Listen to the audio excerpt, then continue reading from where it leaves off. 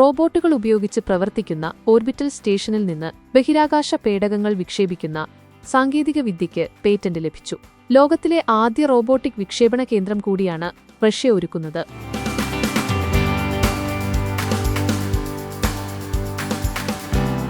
തങ്ങളുടെ ഓർബിറ്റൽ സ്റ്റേഷനിൽ ആദ്യ ഡ്രോൺ പ്ലാറ്റ്ഫോം എന്ന വിദ്യ പരീക്ഷിക്കാനൊരുങ്ങുകയാണ് റഷ്യ. 2030ഓടെ റഷ്യ സ്വന്തം ഓർബിറ്റൽ സ്റ്റേഷന്റെ പ്രവർത്തനങ്ങൾ പൂർത്തിയാക്കുമെന്ന് ഉപപ്രധാനമന്ത്രി ഡെനിസ് മാൻഡുറോവും പ്രസിഡന്റ് വ്ളാഡിമിർ പുടിനും വ്യക്തമാക്കിയിരിക്കുകയാണ്. റോബോട്ടിക് അറ്റകുറ്റപ്പണികൾ സപ്പോർട്ട് ചെയ്യുന്ന ആദ്യത്തെ ഡ്രോൺ പ്ലാറ്റ്ഫോമായിരിക്കും ഇതെന്നും അധികൃതർ വ്യക്തമാക്കുന്നു. 2027നും 2033നും ഇടയിൽ ഭ്രമണപഥത്തിൽ വിന്യസിക്കാൻ പദ്ധതിയിട്ടിരിക്കുന്ന റഷ്യൻ ഓർബിറ്റൽ സ്റ്റേഷന്റെ നിർമ്മാണം പുരോഗമിക്കുകയാണ്. ഓർബിറ്റൽ സ്റ്റേഷന്റെ ആദ്യ ഭാഗമായ സയന്റിഫിക് ആൻഡ് പവർ മൊഡ്യൂൾ 2027 അവസാനത്തോടെ വിക്ഷേപിക്കും.